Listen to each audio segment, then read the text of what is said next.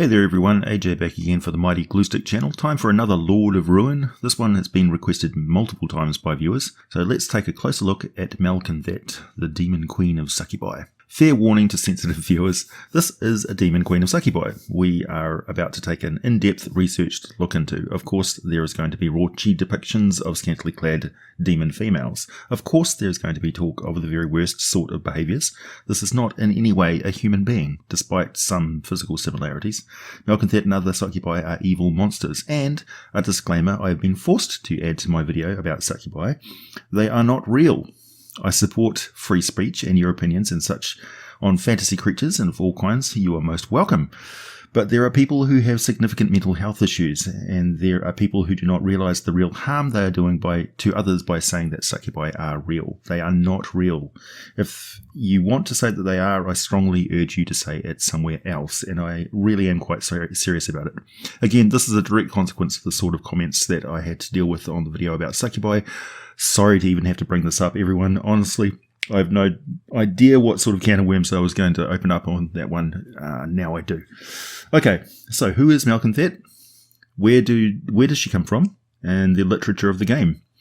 Malcanthet was first mentioned in the Muir Castle adventure in Dungeon 112, only fitting as this is very much tied to the life and times of the great wizard Mordenkainen, who has recently come to light in a recently published book.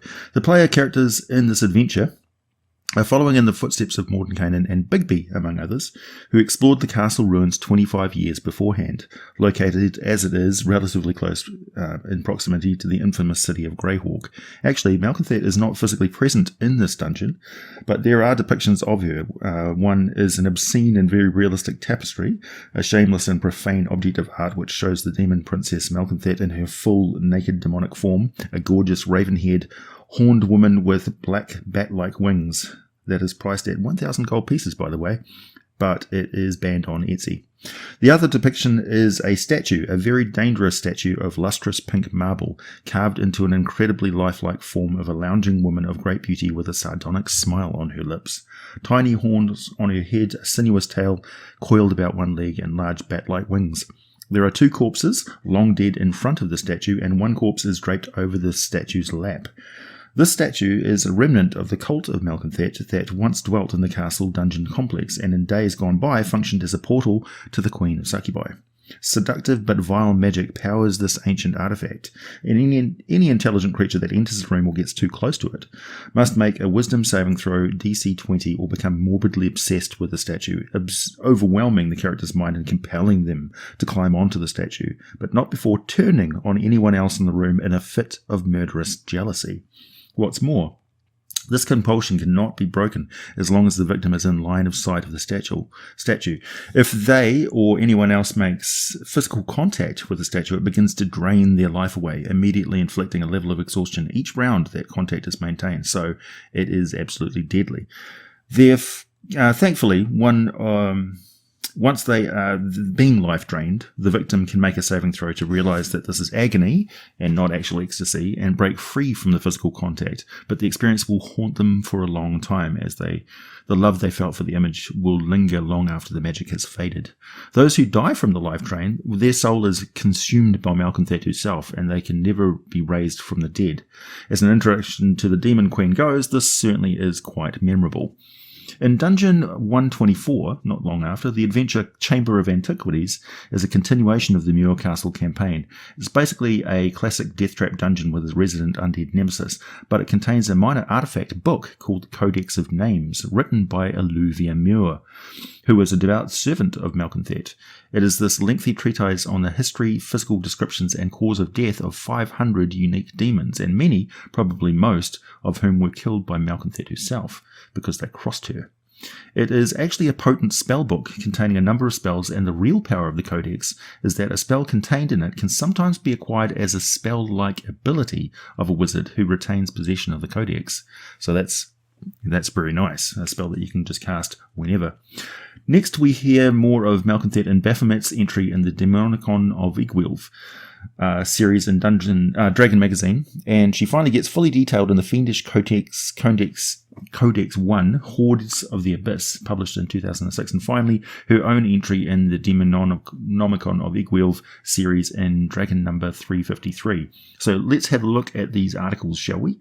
In the beginning, not long after the ancient alien Obyrith were scattered and the Queen of Chaos defeated by the Wind Dukes of Aqua on the fields of Pesh, the Abyss, that endlessly burrowing vile cancer tearing through the dimensional barriers and corrupting all it contacts, was depopulated for a short while. Huge Eladrin armies then crusaded right through the Abyss, destroying all evil forms of life, and in their wake, the Obyrith Waste was nearly wiped out, removing them from power, and into that vacuum the demons poured, and the Abyss filled with demons returning from cosmic battlegrounds and the flesh pits. And even without the ministrations of the Obyrith, the Abyss started to spawn new demon forms.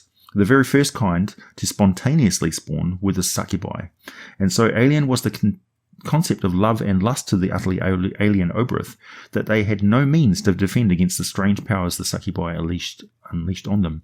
Victorious Succubi filtered up through the layers to scramble to secure minions, defences and positions of power. But of course they quickly came into conflict with each other. Countless died in what came to be known as the War of Ripe Flesh, and those who survived emerged more powerful than before, grown deadly and sumptuously beautiful on the cannibalized essence of their defeated sisters.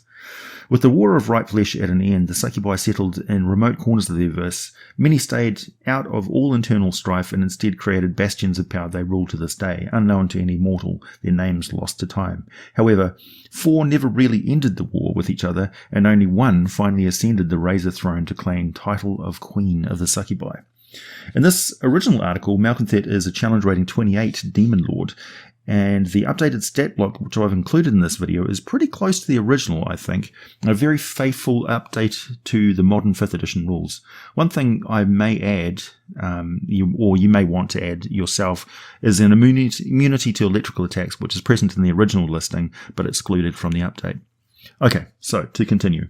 Malcanthet is indeed a tall and ravishing beauty. She is most certainly the very embodiment of the Femme Fatale. She is a prowling, whispering manifestation of the original sin. Her very essence and her existence is an expression of the sin of lust, absorbed by the Abyss and birthed in horrid mockery of life, except unlike most other demons, the Succubi perfected the human form as a better tool to express their raw and powerful evil. Malcanthet is as beautiful as it is possible to be. Her charisma attribute is 30. She is so exotically gorgeous that it actually increases her armor class, and those who fail wisdom saving throws are forced to fight her as disadvantage. Her multiple abilities to charm and dominate others is her most potent offensive weapon, that she has honed to perfection over more battles than can be easily counted. Malcanthet has a signature weapon, the Lover's Lash, a delicate scourge, or a multi-thonged whip. You may be familiar with those if you've ever seen bondage and discipline pictures on the internet, which I'm sure you have, with 3 razor-edged chains, each ending in dainty blades. But don't be fooled, this is a major artifact weapon, a +5 shocking burst adamantine scourge that she can call to her as a free action from anywhere in the multiverse. The Lash is feared because of its ability to permanently wound those it cuts. Once per day, Malcanthet can cause the Lover's Lash to become infused with her sinful essence, causing its electrical aura to turn crimson. The next time she successfully sneak attacks a foe, the creature struck must make a DC 23 Constitution saving throw, or the damage dealt will be permanently reduce the maximum hit points by that amount. The only way to heal the savage demonic infection is to use a wish spell to purge the wound of demonic essence, and even then it still has to be healed by magical means. And low-level healing spells just won't work on this wound. It needs nothing less than a 6th-level heal spell. But that's not all. Oh no. If someone just happens to be killed by this horrid wound, reduced to -10 hit points or fewer, they don't die. They go into a state of temporal stasis, but they are completely aware of what goes on around them and the passage of time, for however long they stay that way. It could be 10 years, it could be 100 years, it could be 1,000.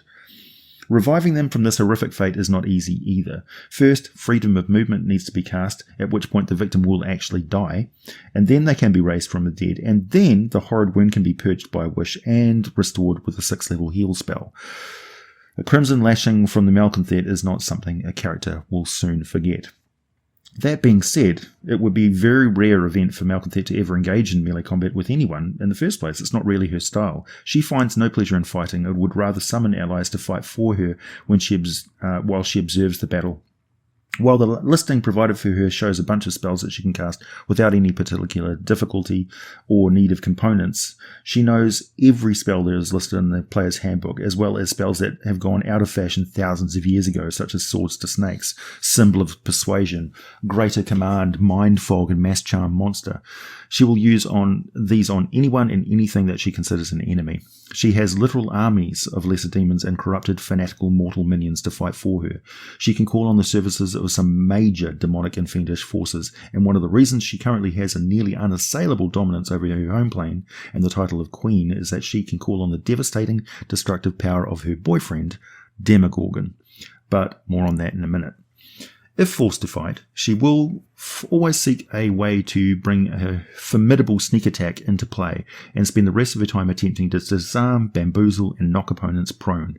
She can use Dimension Door and telekinesis at will, so she has incredible mobility and can fight as effectively as Darth Vader using his force powers. Even without a moment alone, with even a moment alone with her opponent, she can charm, dominate, mind blank, and reduce them to a babbling fool with a Feeble Mind spell. But of course, all of this is just to soften them up so she can grapple them and land her life-draining kiss on them. A fight with Malcanthet will leave a trail of lifeless bodies and blood. But the horrid thing is, most of the dead bodies will look like they died in a fit of ecstasy. She will often take the time to command foes to halt, then strip them of their equipment and armor, teleporting them to a secret location to stash them away safely. She then returns and offers a chance at becoming her slaves before they die. And bear in mind, this slavery can last for a millennium, and it always ends badly. She can summon other succubi to her at will, at a rate of 1d4 plus 3 per round, and enchantment magic just deflects off her and rebounds back on the caster when attempts are made to target her. Malcanthet's primary motivation at all times is self-satisfaction. She will go to extraordinary lengths to try a new form of physical pleasure, but her favourite one is definitely the rush of heat she feels when a hated enemy is humiliated or laid low. She has held the title of Queen for a relatively short time. There has only been one Queen of the Succubi, and for the last 2,000 years, Malcanthet has reigned supreme, but she still does have rivals for the title. Shami Amore, a succubus associated with depraved sexuality, became imprisoned in the Well of Darkness after Malcanthet wooed her away from her lover Demogorgon, with whom she birthed the monstrous Arendagrost, along with other horrors who have never been documented, thankfully, and used him to defeat Shami Ore. Zinivere is a succubus who reveled in the seduction of women, suffered an almost fatal wound at Malcanthet's hand, and was cast into the infinite wash of the dreaming gulf. Only Linkab survived Malcanthet's wrath, and she is a shadow of her former glory as the patron of the self-destructive, no longer a threat to Malcanthet. Still, Malcanthet is well aware that she has more enemies than allies, having to defend her realm on the 570th layer of the Abyss. Malcanthet's greatest enemy is grazz't, who she once spurned, and grazz's wounded ego triggered a war on Shindilavri that Malcanthet was just able to stop from succeeding. Since that battle, the two demons have a cold war, each sending spies into the other's realm while working to defend their own. grazz't once masqueraded as Malcanthet and seduced Kostichichi, one of the ugliest Tanar'ri lords, and that basically humiliated Malcanthet, and has basically fueled her wrath against him ever since. Malcanthet's alliances with other demon lords serve one purpose: to satisfy her constant lusts. Her lovers include Pazuzu, whom she gave life to many succubi children through, including Red Shroud of Broken Reach, Masterful, the hunting sovereign lord, and lord of Malcanthet's Iron Fortress of Vanillon and Pazunia, and Sokoth Benoth, the demon lord associated with incest and other sexual taboos. Malcanthet's greatest success is without a doubt Demogorgon. By securing her favour, Malcanthet has all but ensured her safety, as none dare strike a blow against one who is the lover of the most powerful demon in the Abyss. Of late, Malcanthet has become aware that Demogorgon is planning to harvest savage energy from the material plane, and she fears what this might do to him, or might basically be the result of this. To protect herself, she has quietly betrayed her lover and is using a group of material plane heroes to attempt to secretly end his plans. Malcanthet has other focuses as well, one of which is that Shindilavri might find her way out of the Dreaming Gulf and make a bid for power. As a result, every few dozen years, Malcanthet patrols the realm to see what has returned. And during her travels, Malcanthet found a dormant Laumara lord called Sifku and bound him to a specially prepared ruby prison crafted by her favourite minion, none other than Alluvia Muir of Castle Muir. Malcanthet keeps Sifilchu imprisoned below her palace with the intent of discovering a way to absorb Sifilchu's essence without losing what she values most, the sensuality of her physical form. As of 1484 DR, Malcanthet basically lives in the Nine Hells, spending the majority of her time in the stupendous super fortress and palace called Malsheem, where she acts as the personal envoy of Asmodeus. She has attained this lofty position in a superb power play by managing, through her supernatural seduction, to convoke Mephistopheles into Nessus for a long overdue catch-up with Asmodeus. Quite a coup. So she has managed to further secure her position as Demon Queen, and now has, more or less, the protection of two of the most powerful forces of evil in the multiverse at the same time, fueling their mutual hatred of each other and perpetuating the blood war by now with a strong tint of bitter jealousy between the two. Such is the power of lust. Malcanthet has birthed many horrors, as mentioned. With Pazuzu, she mothered the succubus called Red Shroud. Her current consort, Mastafel, the hunting sovereign, actually, this is worthy of some further detail, as it has a tactical aspect to it. In the abyssal layer ruled by Pazunia, yeah, that sounds kind of silly, but that's what it's called, is an area called Vanillon. Vanillon has a series of rose-hued marble pillars that lead to the Iron Fortress of Vanillon, which guards the pit leading to Shindilavri, which is the domain of Malcanthet. Whereas most citadels of Pazunia reflect the bizarre architectures of the ancient Obyriths, Malcanthet has embellished Vanillon with sweeping towers and magnificent facades that make it fit for the most romantic of material plane kingdoms. Such beautiful style reflects the structure's role as home of her favoured consort, an ever-changing position filled by whatever minor demon lord manages to strike her fancy at the moment. Its current occupant is Mastafel, the hunting sovereign, a handsome fiend with bright red skin, 4 arms, and a rack of ibex horns upon his angular forehead. Though the calculating demon lord gained Malcanthet's favour by presenting her with the head of a huge fiendish Smilodon slain on the hunting fields of Spirak, which is layer 71. But his audience with Shindilavri's seductress have become less and less frequent recently, and Mastafel is willing to do anything to regain her attention. His servitor Glabrizu zealously patrol the pit's perimeter, bringing any interlopers to the Lord's trophy-bedecked audience chamber. Only tales of an invincible wild beast are enough to dissuade him from taking lethal action against spies as he goes off on a hunting mission, since a part of him longs to be free of the walls of Vanillon and back on the hunt. Meanwhile, his presence there protects the entrance to Malcanthet's realm. Everything she does is calculated and self-serving, while at the same time being totally self-indulgent. Her realm is the 570th layer of the abyss, known as Shindilavri, which she has ruled for 2,000 years. Before that time, it was a wild and untamed region of heaving fleshy hills and gaping orifices the size of canyons, a vast living plain of senseless shuddering flesh. Under Malcanthet's gentle touch, the realm has transformed into what it is today, a slice of heaven lodged in the bowels of the abyss. Shindilavri is a breathtaking world of verdant hills perched on the vast shore of a lush ocean. The sun is in perpetually sunset, and wondrously crafted marble buildings dot the wondrous green, gently rising hills. Malcanthet's centre of power is the city of Rivenheart, a place said to be house them basically all possible mortal desires, a museum of carnal pleasure and delight built not only to serve as the personal pleasure palace of the Queen, but as a display of her conquests and experiences over millennia. Her palace is an open structure with no doors. The notorious razor throne sits in the centre, its velvet cushions surrounded by blades and hooks that would quickly shred the flesh of any creature fool enough to sit within.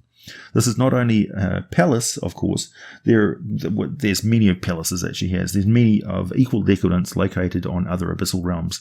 The Fiendish Codex gives a more detailed description of the realm as follows. Beyond the manicured hanging gardens and the gleam of marble facades, Shindilavri hides endless torture chambers, laboratories, and murderous political schemes. Most mortal residents of the layer, drawn unwittingly into the abyss by succubi or incubi, posing as vivacious lovers, never experience the darker side of the layer, instead living out a life of utter luxury and decadence until they become utterly corrupted. Then their demonic lovers murder them, often slowly and with great precision. Their souls are utterly consumed to fuel Malcanthet's arcane power and command over the layer. So imagine that their souls are channeled into magical items and things like that, so they become the living machines, the engines of destruction within her layer.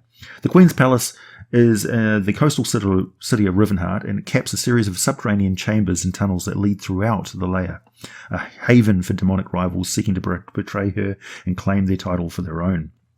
Despite the endless attempts, Malcanthet has never been overthrown, and any coup attempts seldom gain much traction thanks to the efforts of the Radiant Sisters, a cadre of 13 unswervingly loyal Lelutu bards. But Malcanthet prefers to allow would-be betrayers to work their angles as long as possible before personally torturing them, almost as if she makes it easy to plot against her only because she enjoys little more than meticulously murdering her rivals, which is basically true. Those dissidents deemed unworthy of torture and elimination are instead shackled to slave galleons bound for Myomanta, the Fields of Harmony. Several locations in Shindilavri deserve further mention. In Alluvia's Arch, named for one of Malcanthet's greatest mortal followers, the enchantress Alluvia Muir, this monumental arch of rose-hued stone commemorates Malcanthet's many material plane victories. Its breathtaking bas-reliefs and lurid inscriptions highlight the legends of Malcanthet's many sexual conquests and progeny, including the names of important noble families, tainted with her influence over several different worlds. Though spending at least an hour in constant consultation with the lore of the Arch receive advantage on skill checks related to Malcanthet's history, and the secrets inscribed here would be invaluable if transcribed into a book that can be used to unseat powerful political figures on the material plane. Sexual unions consummated below the eaves of Alluvia's Arch with a succubus or incubus always result in progeny that produces a half-fiend child. It is said that at least once every 600 days, a lone female garbed in purple robes visits the site and pays her respect to the Queen of Succubi. The pattern has repeated itself for hundreds of years, and many suspect the unusual stranger to be Alluvia herself, despite the wizard's presumed death nearly a millennium ago. Interesting. The Fields of Harmony. This lush plain produces the succulent fruits and delicious grains that stock Rivenheart's pantries and banquet halls. Vineyards in the foothills of the picturesque western mountains produce some of the finest and most intoxicating wines in the abyss, with vintages so memorable and addictive they are known to only the most discerning connoisseurs of the material plane. All of this agriculture requires a staggering number of slaves, usually political prisoners shipped by galley to the large seaside town of Myomanta from Rivenheart, and by a decree of Malcanthet's Radiant Sisters, the slaves serve for eternity in the case of petitioners, or they die and become enslaved petitioners in the case of mortals. The Lutu slave wardens and succubi disguised as common slaves ensure that fellow workers basically never get to rebel and are condemned to a wretched servitude for eternity.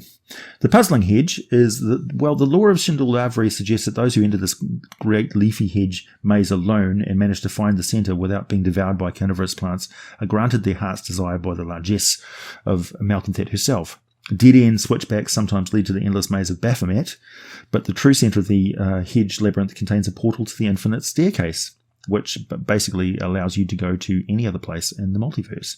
Characters who attempt to cheat by flying into the air and surveying the maze or moving in, immediately to its centre incur the wrath of Gulmengulum, a fiendish adult green dragon who keeps a constant vigil from the skies above the maze for exactly this purpose. Those who stay within the confines of the hedge maze have nothing to fear from the woeful worm, but those who attempt to steal away into Malcanthet's gifts risk a terrible fate.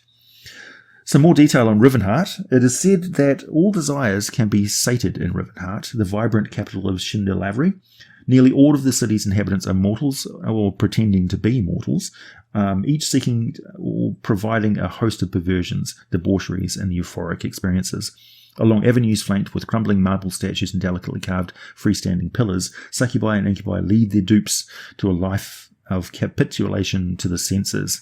For when the mortals finally give themselves fully to the pursuit of new sensations and addictions, they belong to Malcanthet. The Queen of Succubi dwells in an immense palace of domed towers and skylit courtyards. The manse has no doors, and all who dwell within Rivenheart are invited to enter its shaded halls and experience its forbidden pleasures. Such invitations bring uncounted thousands to the plain, but it is much easier to number those who manage to leave Malcanthet's abode than to those who enter it, which is to say, not many get away. Shutterwall is a freestanding cathedral in the foothills north of the puzzling Hedge, and it serves as the personal retreat of Malcanthet, where she takes some of her most favoured consorts for week-long euphoric excursions designed to sap them of their will and make them forever her creatures. Numerous private chambers allow the Succubi Queen to invite vast revenues of followers and enraptured mortals to her retreats, during which all the participants freely exchange partners in a panoply of carnal excess. Do what thou wilt is the whole of the law within the halls and bedchambers of Shutterwall, and many visitors find the ordeal just too much to take, and affairs grow progressively violent and debauched. By the time the lock gates open to allow participants to return to Rivenheart or further destinations, several mortals usually lay dead upon the cathedral floor, naked and broken amid scraps of clothing and unidentifiable organic liquids. Ugh. The 6 sacred pools, the temptation demons from Rivenheart often alight to this terraced series of natural pools to reflect upon their latest mortal targets and conquests. For the gorgeous scenery and calmly babbling waterfalls that connect the pools of the Scarlet Sea to tranquility enough to soothe even demonic souls. A powerful wastrith emissary of Malcanthet's personal ally Demogorgon ensures that no interloper befouls the sacred pools, and occasionally tempts the visiting succubi to turn her back on Malcanthet and become an agent of the Prince of Demons. The intrigue, it's ever present. As for the Queen's cult on the material plane, well, it is widespread, disorganised, and takes myriad of different forms. The most typical would be the brothel run solely by women who lure men and women of power into a lair of sordid and ever-devolving carnal pleasures, twisting them at the same time creating the perfect weapons of blackmail. Each cult sees another not as an ally but as competition, and most are little more than simple brothels. On average, Malcanthet's cult buildings and houses look like whorehouses to the commoner, but another dangerous world presides within. Many people walk out of the seemingly normal whorehouse not realizing that how close they came to being an actual physical sacrifice.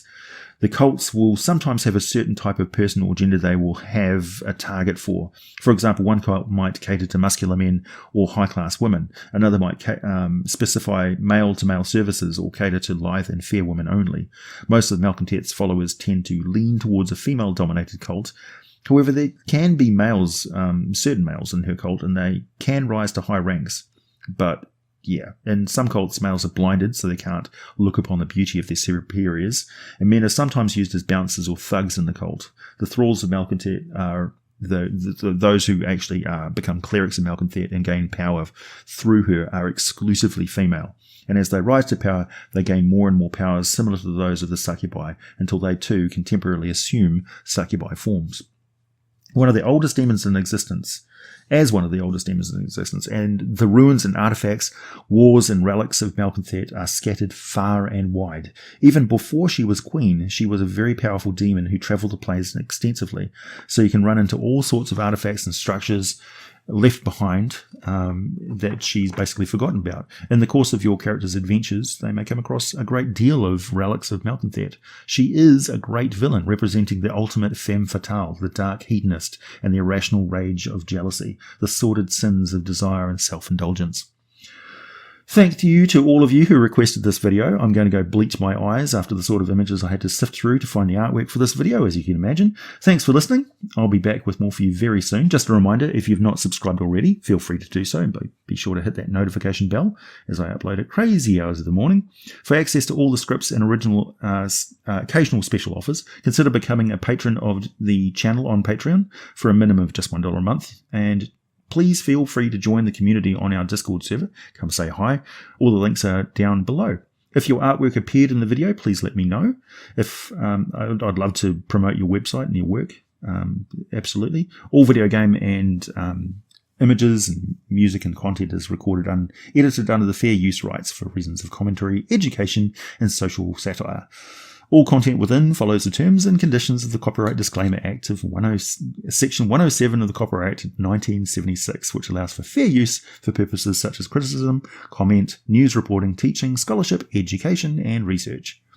Thanks for listening, everybody. I'll catch you again soon.